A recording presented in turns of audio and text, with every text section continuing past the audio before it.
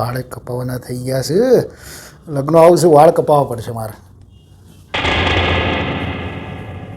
Chaman કાકાનો phone. હા બોલો ચમન કાકા. અરે મહેરાજ મગનને એક્સિડન્ટ થયો. ના હોય કેમ? એમ કેવી રીતે પણ? એટલે આ આમાં થયું શું, મગન હા? એક્ટિવા લઈને જતો હતો બરાબર. તો પેલો સુમન મારુતિ 800 લઈને નીકળ્યો હશે. તો મગનને કહે ગોળા, તો મગનને ચડ્યો ગુસ્સો. તો કે મને પતાવી દઉં એમ કરીને 80ની સ્પીડે એક્ટિવા મારુતિને અથડાયું. અરે યાર ખરેખર ગોળો જ છે.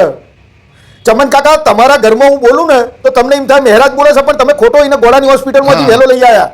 કમસે કમ બીજા 6 મહિના એને ગોળાની હોસ્પિટલમાં તમારે રાખવાનો હતો. તારે એનું મગજ હમું થાત. શું કહેવું હવે એને?